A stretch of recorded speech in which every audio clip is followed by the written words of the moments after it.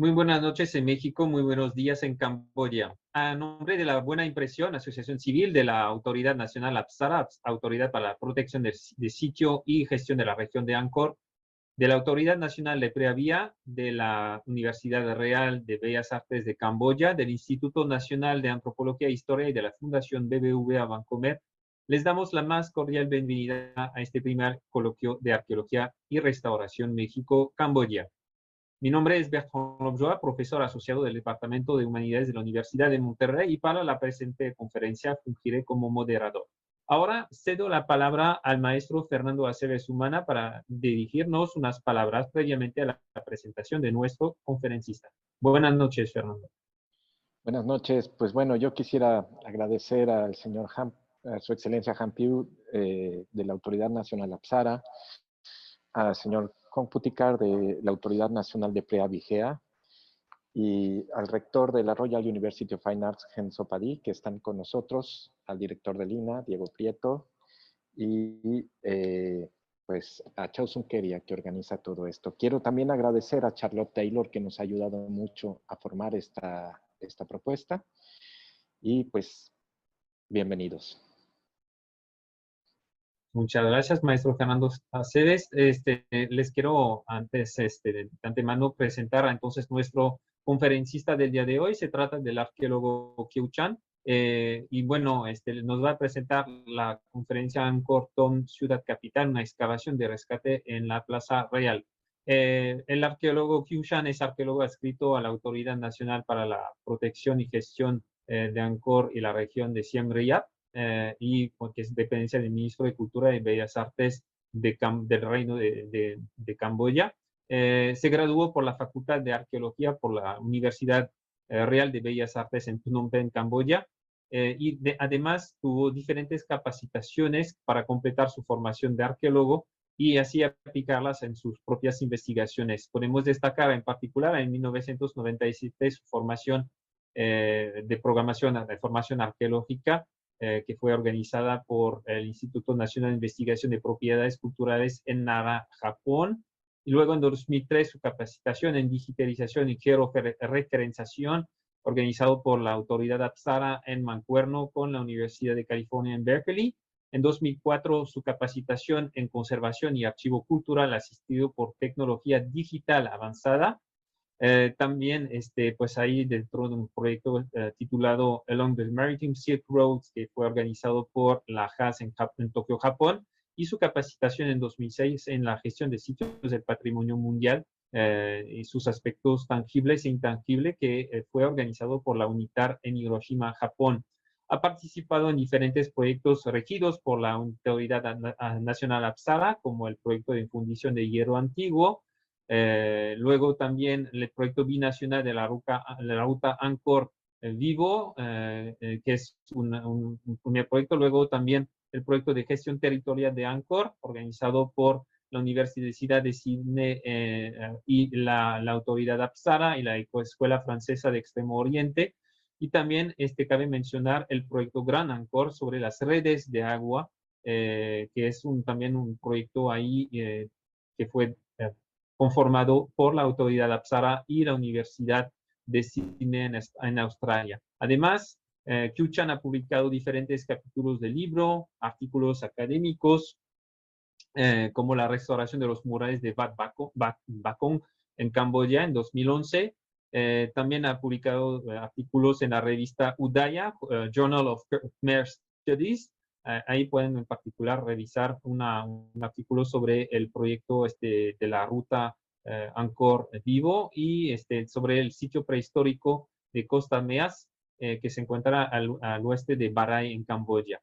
En fin, por lo pronto, dejamos la palabra al arqueólogo Kieu Chan. Por favor. Good morning, professor, scholars, and organizer.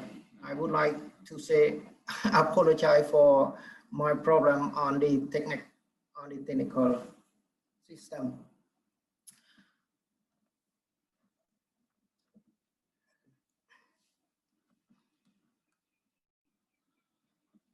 I really have a great honor to join this presentation with your colloquium. And I also would like to thank to Her Excellency Chao Soon Kiriya, His Excellency Hong Po, Director General of Apsara Authority, to appoint me to join this conference to share my new research in the Angkor Thom area. I would like to present you the location of the Angkor World Heritage Site. Angkor World Heritage Site is in the northwest of the country. Angkor was listed into the World Heritage Site in December 1992. As Angkor World Heritage Site, there are two different locations. The north one is at Mantisrei.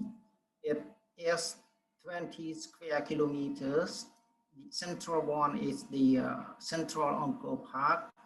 There is a 351 square kilometers, and the southern part is the Rolus, is the first capital city of Angkor. There is 30 square kilometers. So the Angkor World Heritage Site, in total, there is 4,001 square kilometers. Angkor Thom, capital city, was located in the center of the central zone of the Angkor World Heritage Site. Here is the aerial photo to show the Angkor region. And also the Angkor Thom was located almost in the center of the plain. There is northern part, there is the mountain range, and slope down from northeast to the southwest to the Lesa Great Lake at the south.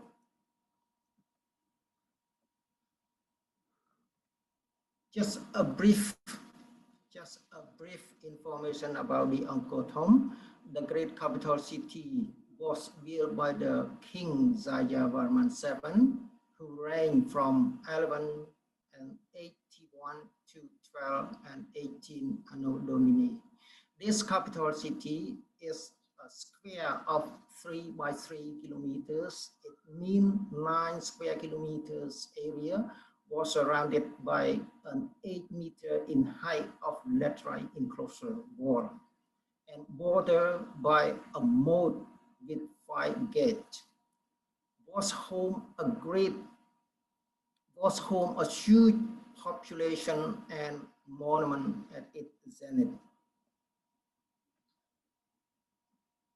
From now on, I would like to introduce you about the previous work when the friend scholar, the friend who worked in Cambodia. Here is just to show you the old photo that I got from the friend, the AFAO archive, the Friends School. This is the photo to show the elephant terrace on the southern part here. Here is the photo to show the Leper King at the northern part in here. And here is the map of the Royal Palace. We will talking about the Royal Plaza in front of the Royal Palace later on. Here is, I would like to show you about the Bayon temple. Is the temple was constructed, was built in the center of the capital city by the King Jayavarman VII. And this temple was studied by two French people, the Monsieur Dufour and Monsieur Capot, in the year 1901 to the year 1902 and year 1904. Here is the first Angkor conservator. His name is Jean Komai, who worked in the archaeological and the monument in Cambodia since the 1907 until 1919. He did a lot of work in the Angkor Thom area and also outside the Siem Reap province, like in Svay Rieng and so on. The first of his work is his clearing a temple in the royal capital city is named Pimien Akas in the year 1908, and Suprot is the group of temple in front of the royal capital city of the royal palace, and Rapitu and Kleng and so on. And Bapun, a temple, was located a bit on the south of the royal palace here.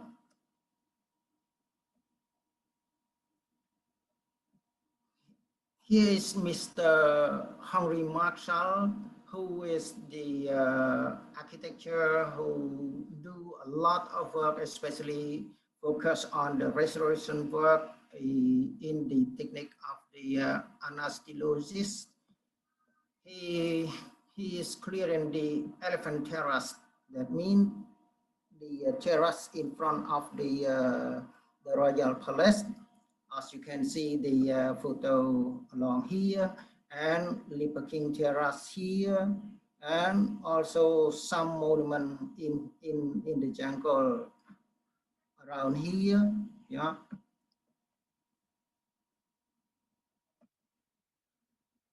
Here is the another one French scholar who prepared the work in the Angkor Thom. Especially he is reassembled the central tower of the Bayon temple. We are located in the central of the capital city here from the year 1935 to the year, from the year 1931 to the year 1935.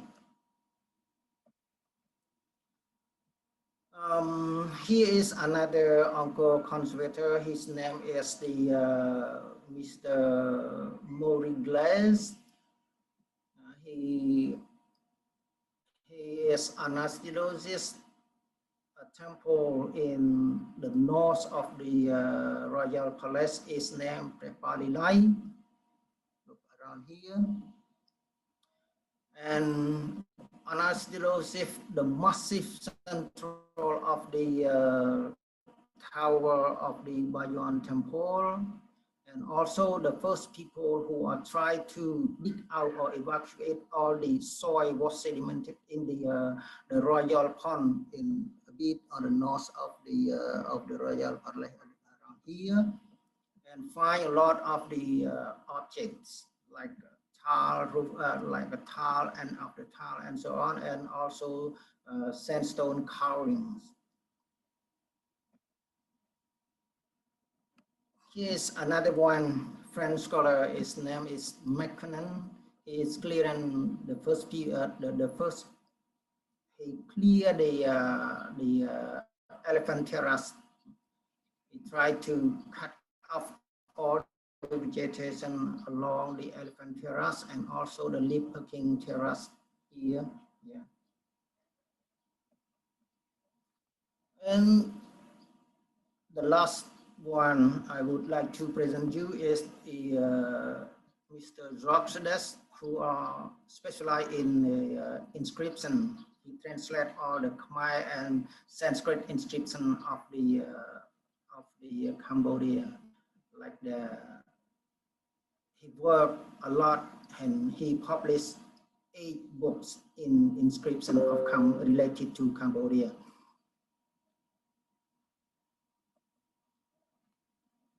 The work was done before Angkor was listed into the World Heritage Site, like the restoration work and conservation work, and also the to build a new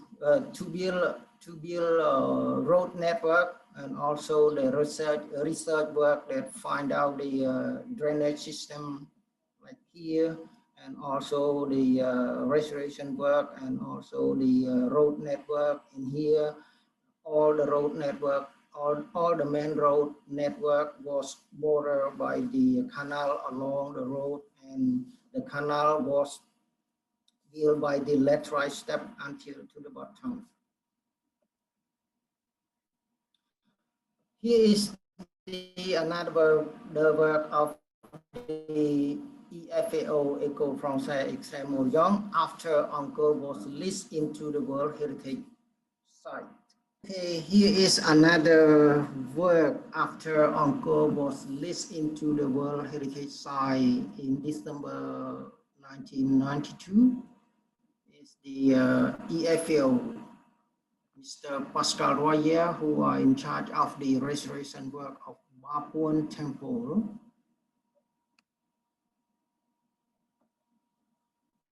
And here is another restoration work in charge of the northern part of the Elephant Terrace and Leper King Terrace.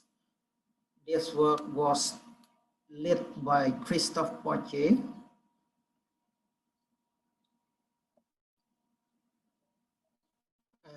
And here is another research work in charge of the Angkor Thom urbanization. This work was led by Professor Jacques Gaucher, who are specialized at the urbanization. His work in charge of the research work, he followed the previous work to find out the Angkor Thom.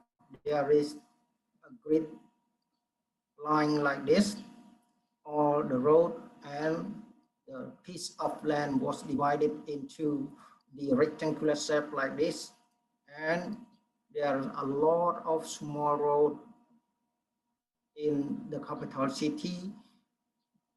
And he also find out the canal along the main road with the laterite step down to the bottom of the road. And also he find out the structure of the road and water and drainage system like this that across the road here, like a bridge, but it's smaller than bridge.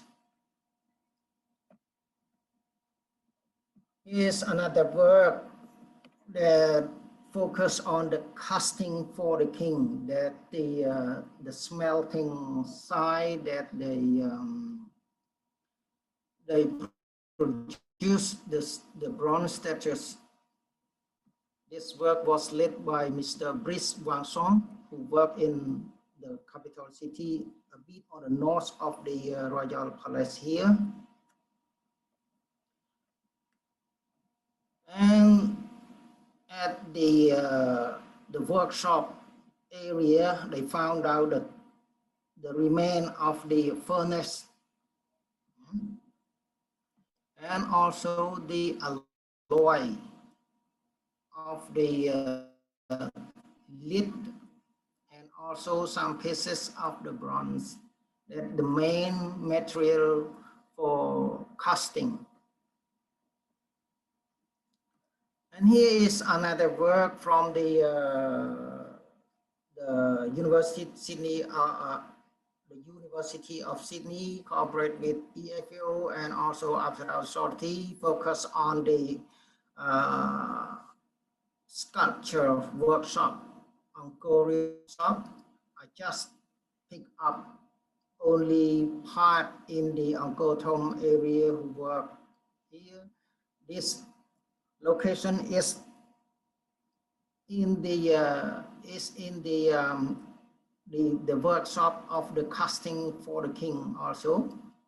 So that means this area is the main workshop, including stone sculpture and also casting for the king. That means melting for bronze statues and so on.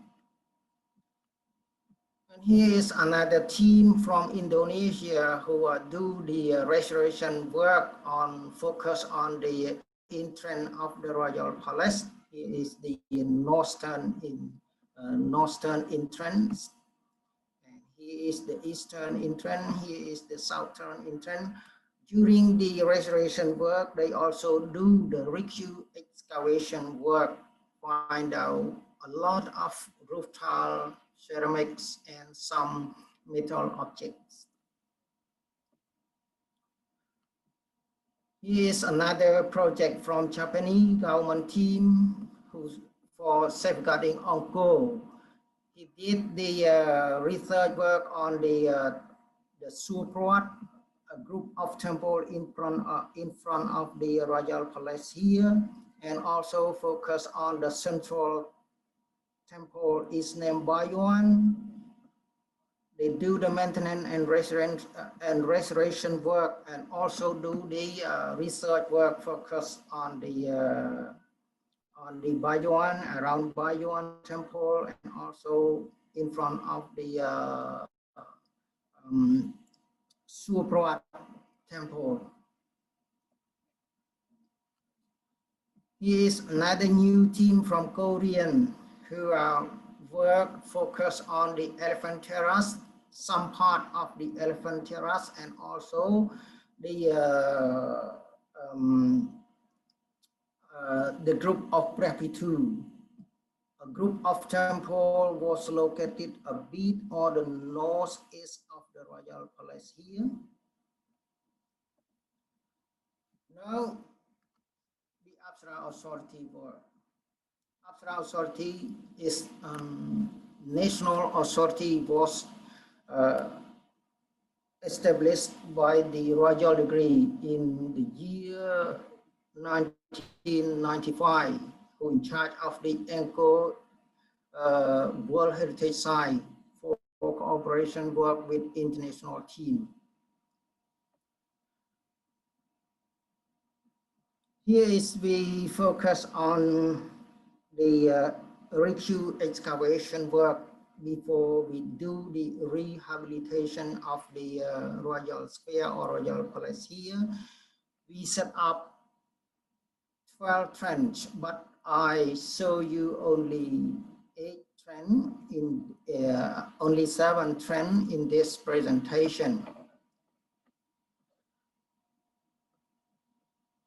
About the literature review of the royal square, all the scholars, they suggest that Angkor Thom was built by the King Jayavarman VII, and also the royal square was a huge management, or built like the elephant terrace, Libby King terrace, and so on, in the reign of the King Jayavarman VII, early of the 12th century and to late the 13th century.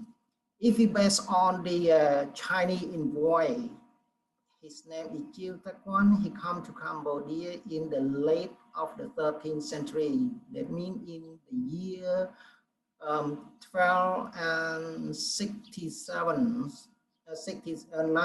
I'm sorry, 1296. When he come to Angkor, he still see very well management in this area, and he also said that they always perform the ceremony on the elephant terrace. And he also talking about the custom and also the administration work in the royal palace.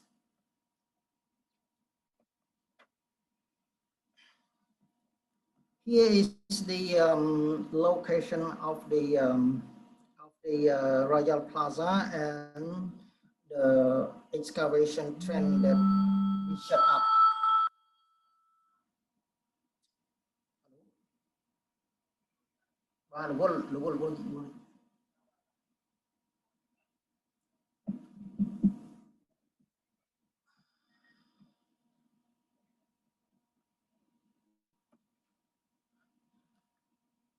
Firstly, I would like to present you the two trend on the main road that get out from the Royal Palace to the Eastern Gate is named Victoria Gate.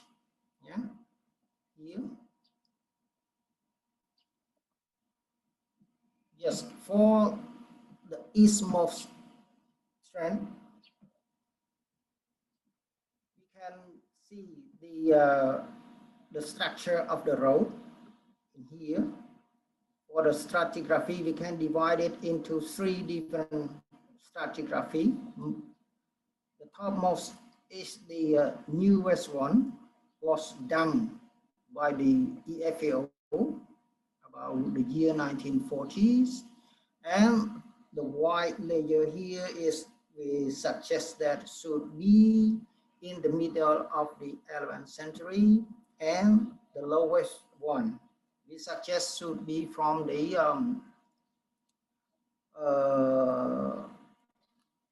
late of the 9th century or the middle of the late of the 10th century or the middle of the 10th century. We can see this the road structure like here, and there is a canal border the road, another one from another side over there, and another one is a bit moved to the west of the first one on the main road here. Like from over there is the entrance to the Royal Palace. We are on the main road. As you can see in the photo and also the drawing can show you the structure, clearly the structure of the road here. And there is a canal, one more here and the other here, border the road. The road wide is about 6 meters. And for the lowest, that means the first occupation of this side, we can see the trace of the wooden column here. Then we can suggest the first road of the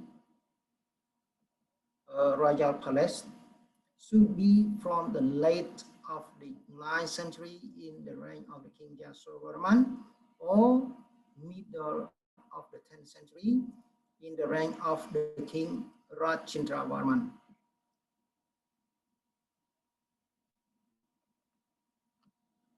And now I would like to show you some trend along the axis of the Angkor Thom city, the main road as the north-south axis of the city in front of the Royal Palace, from north to south. In here we have two trends, but actually I cannot show you another one small here. Yes, here's the north one. You can see clearly the stratigraphy and also the drainage system border the road, that means along the road here.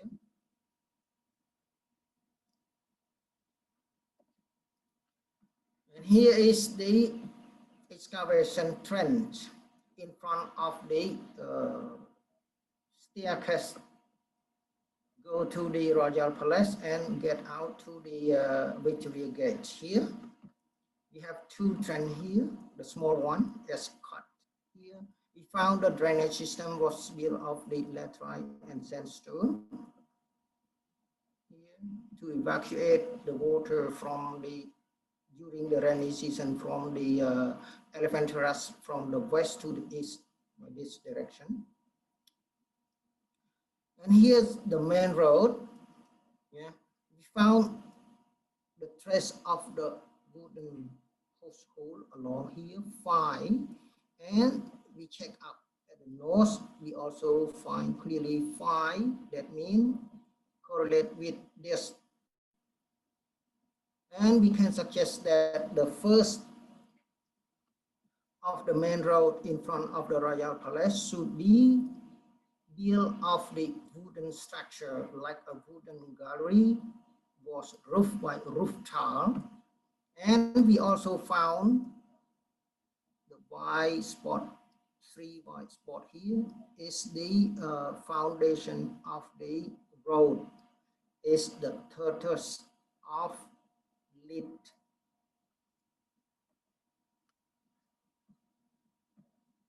Here I would like to show you about the stratigraphy to show the structure of the road here. The main road, the north-south road, yes. The upper one is the new road building by French and later on, and the second one on here, I suggest that this road was renovated or rebuilt by the King Jayavarman VII, associated with this drainage system. And the lowest one should be built from the middle of the 11th century, possibly in the reign of the King Jayavarman I.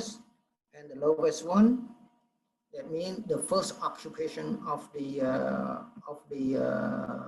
royal palace here should be the late of the 9th of the 10th century, during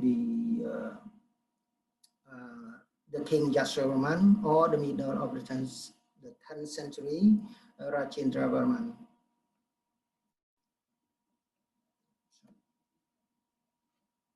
Yes, another one trend that I told you, that we can see the trace of the wooden post hole, like here.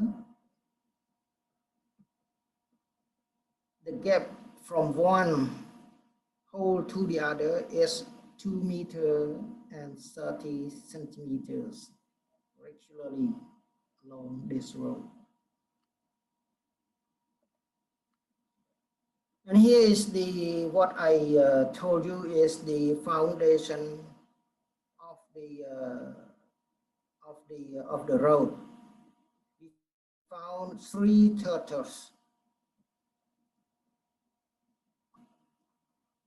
and all the head was turned to the south. If we're thinking about the foundation, it's really a religious ceremony.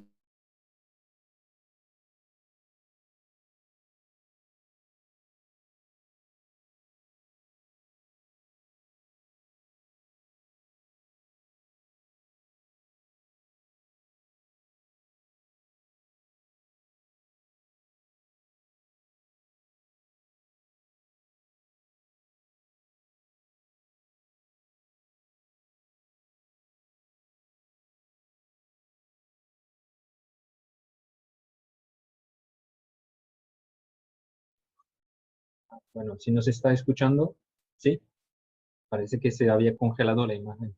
Seems that your camera picture was frozen, so could you share your screen again? Okay. And turn on your microphone, please, Mr. Chan. Your microphone is off. Okay. That's it. Yes, okay, thank you.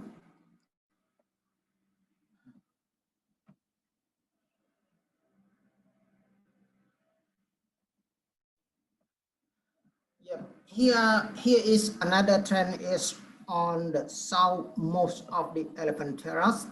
You can see the stratigraphy that show us the structure of the road very well here, and also the drainage system here. Yeah.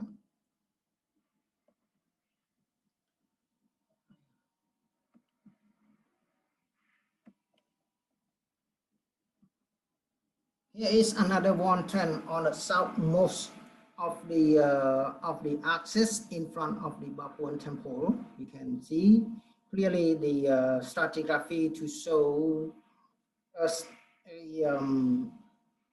there is 4 different stages or 4 different periods.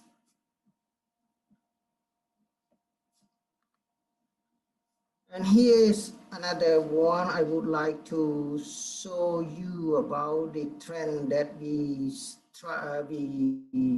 try to set up like a middle of the Royal Plaza on the north. That means connected from the group of the temple at the east to the northern part of the Royal Palace. And here is the southern one of the Royal Plaza. We are connected from the group of the temple, that means South Kliang, to the southern part of the Royal Palace.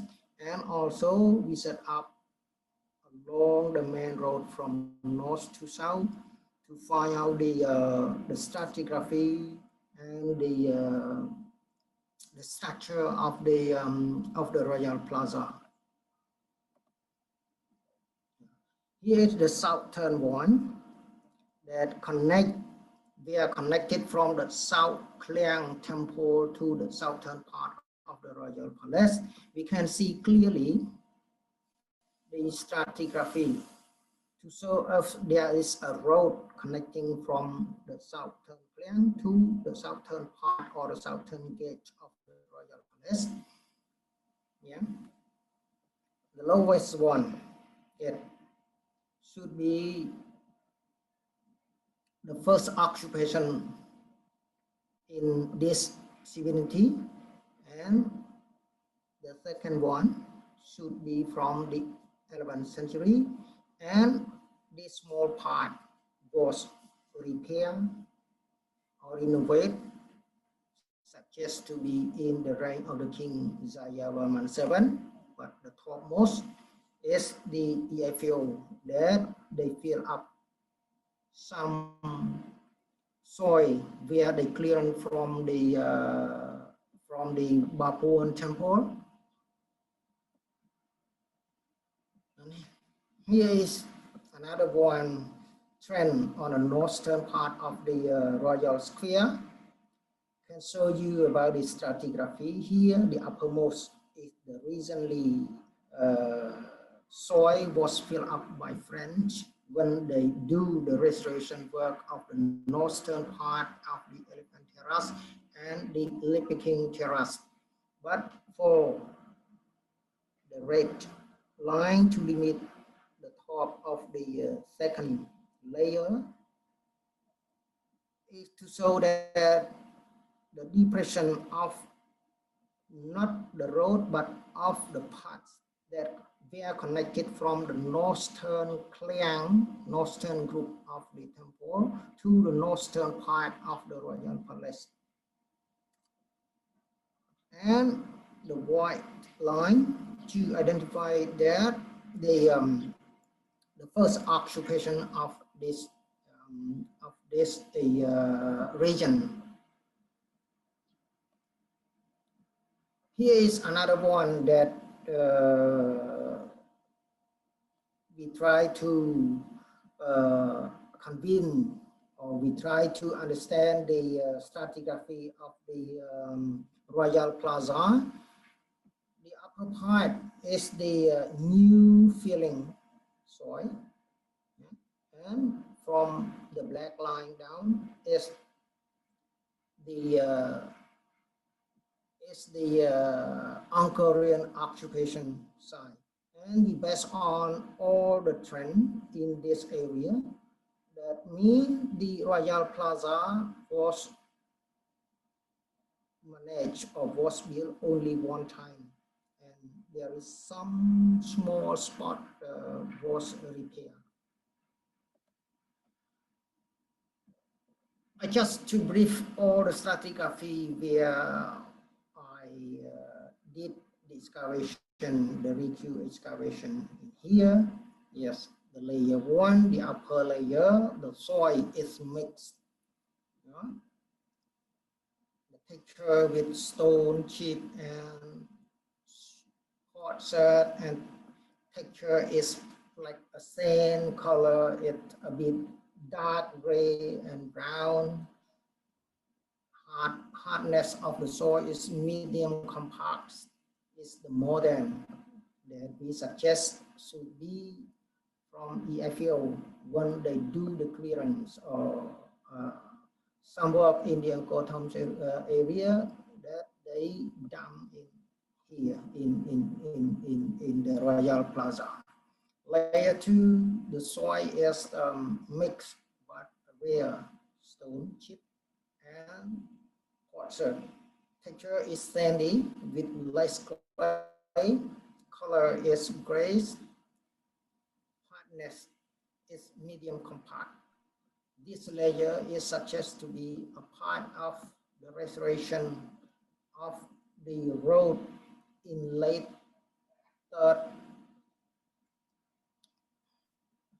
Angkorian period. That means perhaps in the reign of the King Jayavarman VII or the medieval period.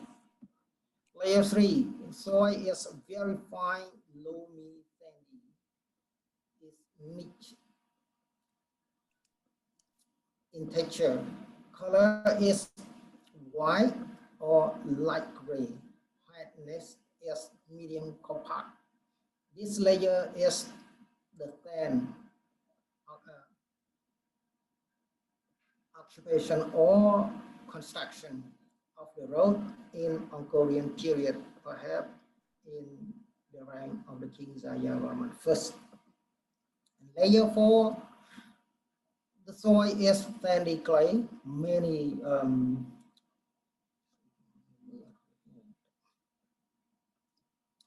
with green glass,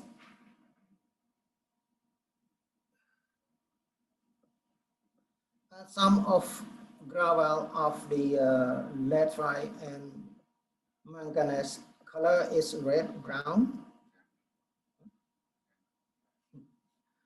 Hardness is medium compact. This layer is possibly the first occupation of Angkorian period when the King Jayavarman or moved the capital from Roluh to Angkor, or in the reign of Rajendravarman when he moved the capital from Koke to Angkor again. Layer 5, the soil is sandy clay with gravel of laterite and manganese. Color is red brown. Hardness is medium compact. It should be the natural deposit. Finding. We find a lot of roof tile in here, as you can see.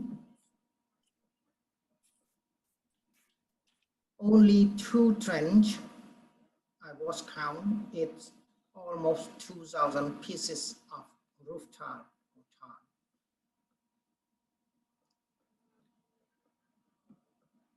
And Khmer ceramic, it's almost 600 pieces. It's brown glaze. And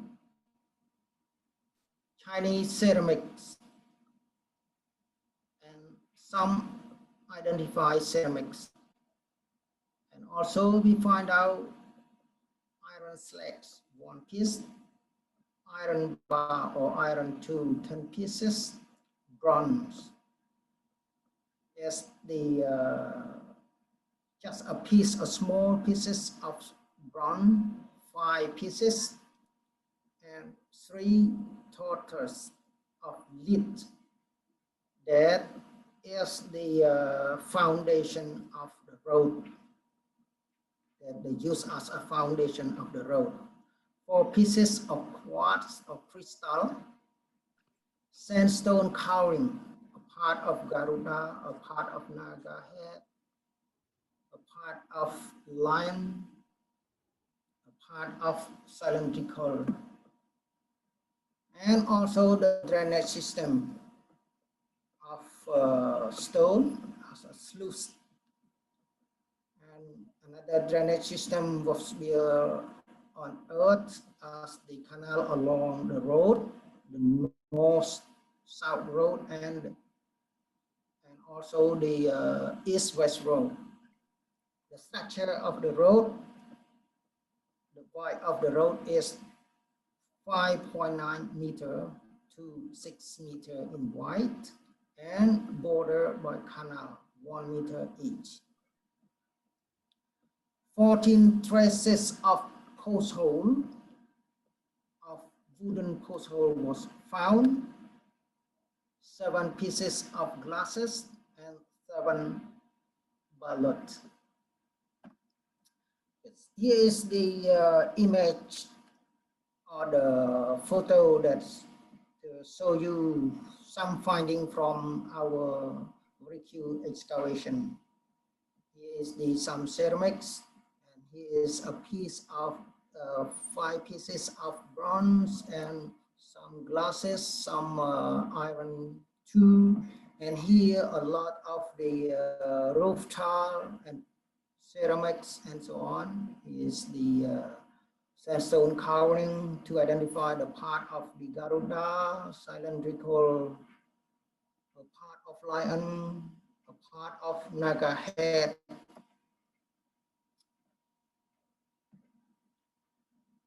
Here is a ritual foundation.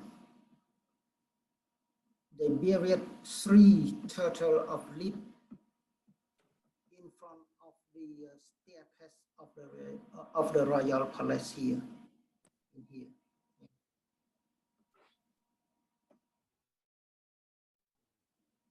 And here is the trace of the post hole was finding along our excavation.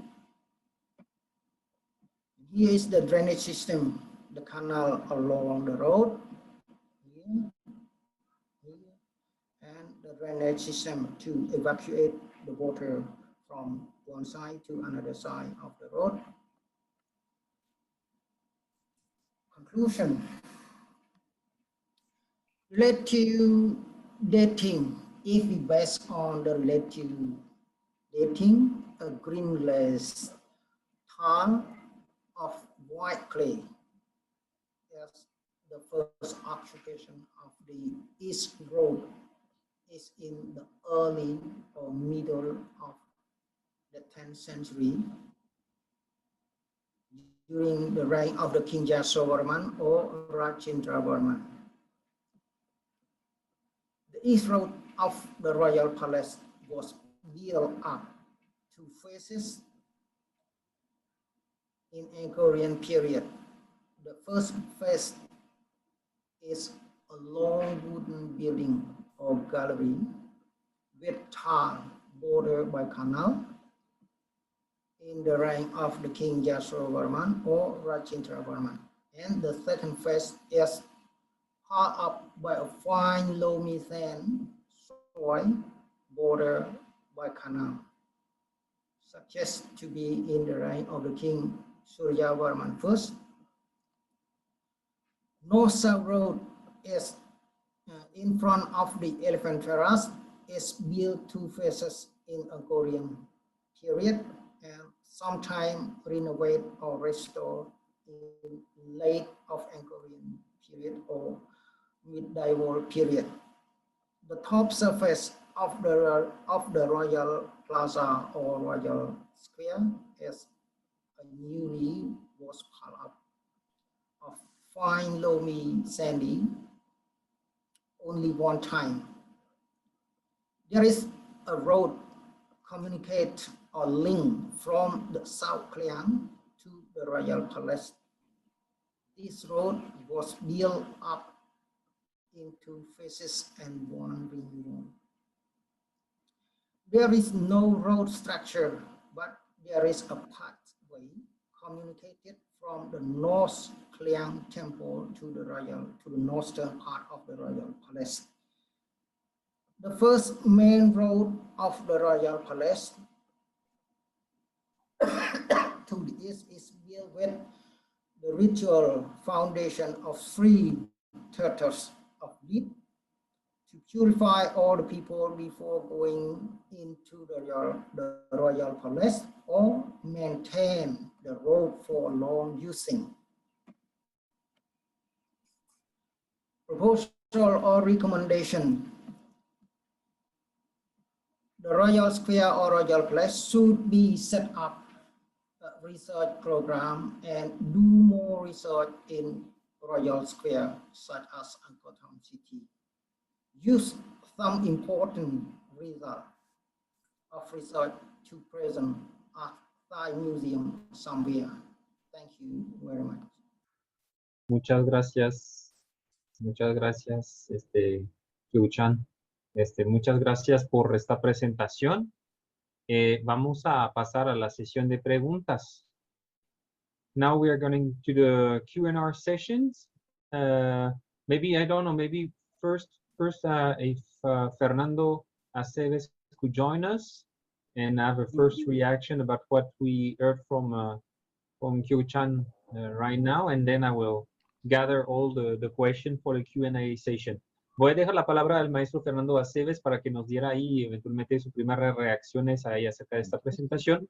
Y mientras voy a juntar ahí las preguntas que nos están llegando por la herramienta de Q&A aquí en Zoom. Entonces, pues estamos al pendiente. Adelante, Fernando. I would like to ask you, what's the turtle means for the Cambodian culture? The meaning of the turtle in the Khmer civilization be based on the religious. The first one, the turtles represented the Buddha, one of the 5 Buddha in Buddhist religion. And the other one, the turtles is represented the decarnation of the god, Vishnu god, who decarnate into the turtles to support the Mount Mandara during the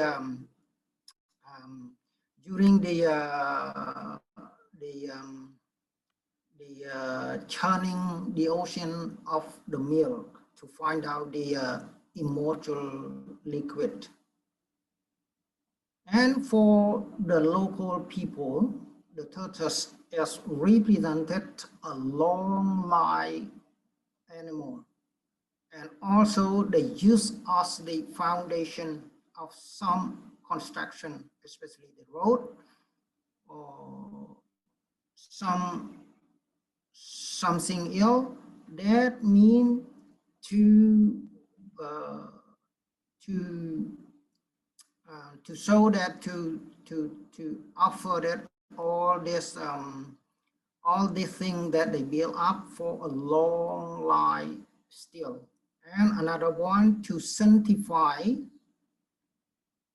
purify all the people who are walk across these turtles. Thank you very much. It's beautiful. And I would like to ask you what moved you when you were more young? What makes you decide to choose archaeology as a career? What impressed you when you was a child or young to decide to be archaeologist? For me, I decided to choose this archaeology because of I absorbed in the history of Angkor. When I was a child, my ancestor used to introduce me or like a tale folk related to Angkor monument. Like an impressive monument was built by a god, not was built by a human being. So I want to solve this this problem. I decide to to study the history and especially the archaeology. And another one, there is a field trip because I like adventure. And after I finish my school, I come to Apsara, work with the international team. I have a chance to work a lot of a historical site, like the along the main road from Angkor to Pimai. I have a chance to walk along that road. This is one of the adventure, one of my hobby that I decided to study archaeology. Thank you very much. Thank you very much. Tengo Okay, related to the Varman was the accompanied with the name of the Angkorian king. The Varman is a word like a protection object, like protection, like a seal that means to holy the king, that means to sanctify the king from enemy or from bad spirit and so on. If there is someone who know well about this, please assist me to convince him. For the posthumous name of the king after he go to the Svarga. This the traditional or this custom was start from the first king is named Jayavarman II, who the first king who built the Angkor civilization and also the Angkor historical. Okay, that's very interesting. Muy interesting. This traditional for the Cambodian king still practiced until nowadays, but for the another nation like Thai or Laos, we didn't see do this custom like Cambodia. Tengo otra pregunta para el señor Chan. I got another question for you. The other question is from Maestro Francesco, who asked, is archaeology a career that is sought after in the university? Are there a lot of students who like to study archaeology in Cambodia? Are there a lot of archaeology students in Cambodia? គាត់សួរថាមាននិស្សិតខ្មែរនឹងរៀនបុរាណវិទ្យានឹងច្រើនទេហើយបើចប់ពីសាលាទៅគឺទៅជាអាគេអូឡូទាំងអស់ឬមិនណាចានឹងសាប់បានទេចា I try to understand to answer your question because of the sound is like okay, like interrupt. I cannot listen clearly, but I try to answer your question. In Cambodia, normally we have 30 students a year in the Faculty of Archaeology, 30 students a year, but sometimes less than 30. And okay, as the last recent year, I saw just some part of the country, like in Siem Reap, like in Prevang, there is like most of the students want to study archaeology. But anywhere else, I really don't know exactly. You can ask to the director, to the dean, or to the to His Excellency Heng Supadi. He is the in charge of that education. okay. Bueno, nosotros checaremos, compararemos luego la cifra ahí con los estudiantes mexicanos. Yo creo que es un poquito diferente acá. No hay más preguntas, por lo pronto. Vamos a agradecer al profesor Chan. Sí, tenemos una pregunta ahí de parte de un colega del profesor Chan, de Encofadi. Por favor, si gusta ahí hacer su pregunta, could you make your question, please, Mr. Encofadi? I'm not have the question, but I want to add with the Mr. Kichan who mentioned related to your question earlier about the number of students who study in archaeology. Of course, Okay. he is right because he is a former student of the Faculty of Archaeology. So from previous, since the Faculty of Archaeology reopened after the Khmer rule, we accept only 30 students to study in the faculty each year. Yeah, only 30 because it's a limit. Actually, we do not have enough infrastructure. We do not enough human resources.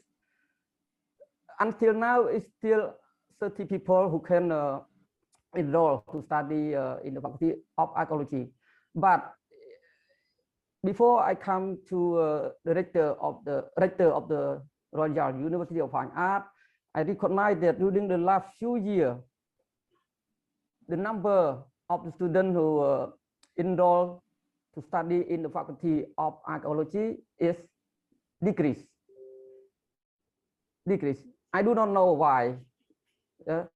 We do our best to disseminate, to explain to them, to attract them to study in archaeology, because as you know that we have the 3 national authorities who work on the World Heritage Site. We need more archaeologists to work, but the students did not interested. But now, this year, the number of students who enroll in the Faculty of Archaeology is more than 30 for the foundation year, and I hope that they will continue until the end of his study. And then, of course, we try to, even I want to have the question, since Mr. Komsutan or Mr. Pei Sum-eun, he gave a presentation, and some of you asked him about his background. I also want to compare and want to know about your side, about the situation of the university in Mexico. How can the university attract the students to apply to study in the faculty in Mexico? This is we can learn from each other.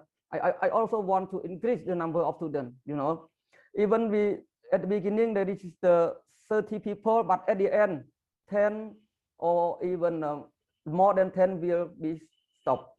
From when they come to level 2, level 3, then they stop. At the end, we have only 20 or less than 20 students who graduate. Yes, this is the problem in Cambodia. I hope this situation will be better in the future. Realmente una muy buena presentación la que tuvimos ahí de parte de Q-Chan. Muchas gracias a nuestros colegas camboyanos que han estado con nosotros el día de hoy. Muchísimas gracias a esta charla que nos prepara Guillermo de Anda acerca de sus exploraciones ahí con su proyecto de gran acuífero maya allá por Yucatán, la península de Yucatán. Entonces estaremos hablando tanto de megafauna como pues de la presencia de los primeros seres humanos en el continente americano y pues todas esas manifestaciones ya más pues ya más mayas en este sentido, de los mayas en particular prehispánicos y hasta de esa manera hasta la fecha.